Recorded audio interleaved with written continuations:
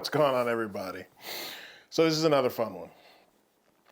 One of the hardest things to get as a reviewer is like the top line stuff, the super expensive stuff, the super rare stuff.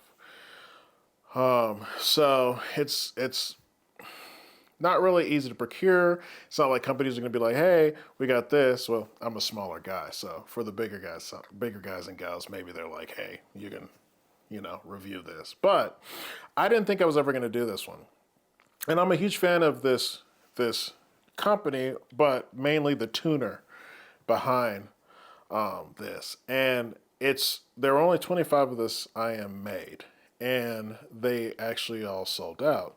And the price was pretty crazy. It was 14 grand because it was bundled with a cable and a case that are both super expensive. So we've pretty much done, well, one I couldn't do a review on, the X, but we pretty much done a review on every single one of Lee's IEMs. And for now, this is what I would say his benchmark, like his creme de la creme, top of the line until Hex comes out, which is cool because we'll be getting a Hex to review here pretty soon. But without further ado, what I'm talking about today is the Dio, 25 made, 14,000. Special thanks to our great channel friend, A Screaming, from loaning me his to be able to do this review. But we are going to be doing the Elysian Dio.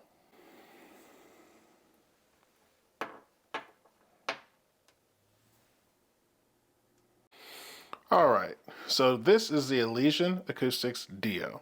This was part of the Trinity of the Legacy package, so only 20 of these were made for this package. The package retailed for $13,999. What you got in the package was, we have the Dio here, but we don't have the rest of the package. The rest of the package also included a effect audio cable and a Berluti leather case. So again, this is the Dio, but this is not the whole package. But it did retail for $13,999, and it was limited to 20. All right, so let's take a closer look. It's got these really cool face plates, but I think the star of the show is the clear shells, and you can see inside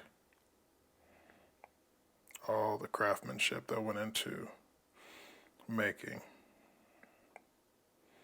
the Dio. Again, this isn't the cable that comes with this package, but it is a very beautiful Liquid Links cable, so I thought I'd show it off anyway.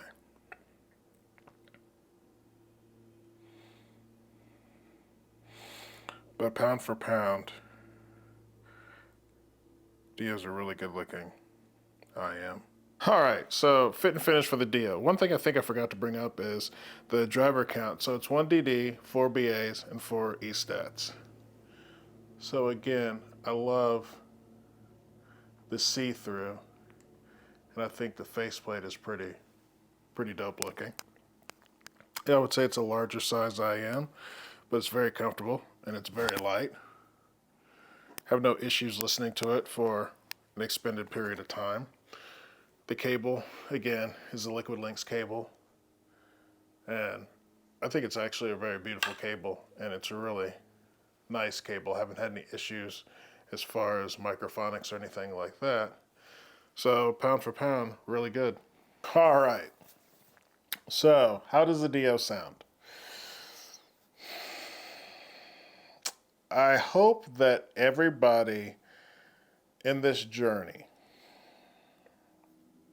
finds that one IEM, or finds IEMs that just grip you by the soul, grab you, and take you for a ride.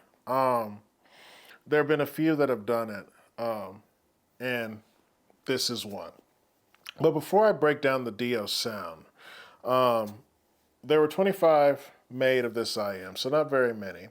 And let's kind of change how we view it, because it's not a $14,000 IEM in a sense. It's a IEM that was thrown in with a super expensive cable and a super expensive carrying case. So when you look at it, let's just theoretically say the Dio, excuse me, by itself costs $6,600. So then that makes it relevant because then you can compare it to like Amber Pearl at 9, Fugaku at 17, and see where it kind of sits in that whole realm of things. PMG, APXSC at 66, Fulgrim at 7, um, 5500 GMA. So like, there's a lot. Oh, the Bird at 6600, similar price.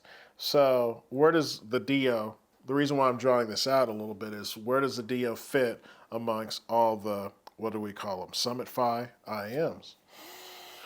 So the first thing I noticed about Dio, I put on Bill Lawrence's, a new track from Bill Lawrence's album, and I think it's called Sarah. And it is just him on the piano. And Dio, a lot like another one that I forgot, Chronicle. Chronicle, what was the other one? The Fugaku, and a few others. You put music on, and you're transported into the room. It's so realistic, so live sounding that you're transported into the room. And the same thing with Dio. It was like Bill Lawrence was in the room. And sometimes it felt like I was living within the piano. And it was just so vivid, musical, beautiful. The piano sounded so realistic. That was my favorite thing about Fugaku, about how amazing piano sounded on Fugaku. That was just, oof, Fugaku pianos. But Dio was doing the same thing for me. And I was like, okay, this thing is really delicate. It can project a sound of liveliness and being there that is pretty amazing. So I was like, let's do some Dominic Miller. So I put on some Dominic Miller, and it was like my man was playing the guitar right in front of me. So then I threw on some Sting and Dominic Miller, and it just kept going, where it was just like they were in the room with me. It was a live performance. Everything sounded natural. Everything sounded great.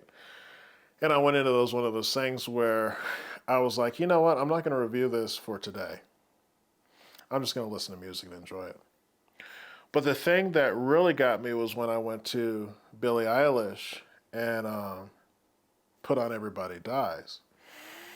And there's this huge hit and this throbbing bass in that song. And that's when Dio slapped me in the face and was like, hey, bro, I can do the bass too. And it sounds really, really good. Because what I've been hearing before is this delicateness.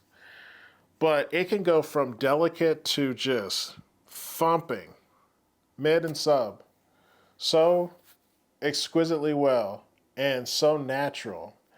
Throw in some Polyphia, and it does Polyphia extremely crazily well, especially playing God, where it digs deep in that bass hit. But then the natural sounding of the cymbals. Oh, and we're not talking even about the width and the depth. I've always said that my favorite IEMs are the ones that are deep. You know, being wide is okay with me, super wide, fine. But it's like, I want to see, for example, all the instruments on the orchestra, on the stage for an orchestra. Visually in my mind, when I'm hearing it, are they all placed and all that kind of stuff? And I used to sit there and go, what are people talking about when they're saying that? But if it's recorded properly, you can actually, with the right IEM, feel the depth of the trombones being, the percussion in the back, trombones here, the brass section, then you got the woodwinds, and then you've got the violins, right? And you feel that and hear that. The sweetness of like Max Richter, Some May Fall, the two violins playing opposite of each other is like being in the freaking concert hall, and the emotion and everything. And it's just, Dio for me is the real deal because of just how natural and musical and great it sounds. And what I find frustrating is 25, man. That thing, especially at that price, that this IEM, there should have been more made of it. More people should be able to hear it. More people should be able to um, enjoy it. There shouldn't be restrictions on how many are made because it is one of the most musically seductive IMs for me. Now remember, we all hear things differently. And if you come into the comments and sit there and go, man, I ain't gonna hear that, that's fine. You're not hurting my feelings. Because I know we all hear things, ear structure, mental stuff, mood. There's a whole bunch of things. But for me, and what I like to listen to, the genres I like to listen to. I mentioned, I think recently in the Mephisto video that you have to know who you're watching and what they listen to because what's an all-arounder for them might not be an all-arounder for you because you have opposing music, for example.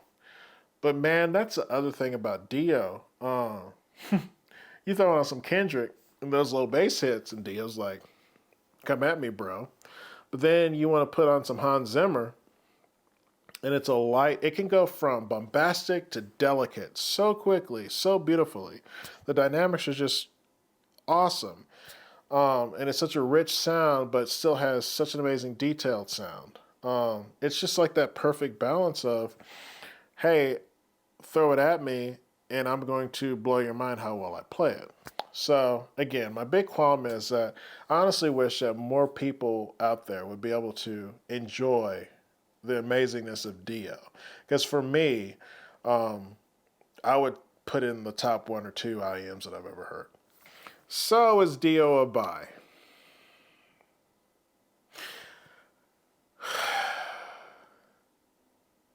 For a few IEMs out there, that's such an annoying question to ask because they're no more. All 25 were bought. Kind of like the Les Jardins, which was one of my favorite ones too, and all 20 were bought. And when it comes to these limited buys,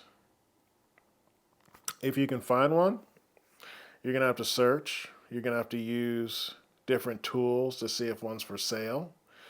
But at 25, that might be a long time, and that's a frustrating thing. Because for me, it's one of the best sounding IEMs out there. But again, it's one of those ones that you'd have to search for or search for patiently because it's just not going to pop up. But if you have a friend that has one, do try to listen to it because it's an excellent IEM. So is it? I don't know how to answer that because, again, limited. So if you have any questions or comments, feel free to ask, and I will see you in the next video.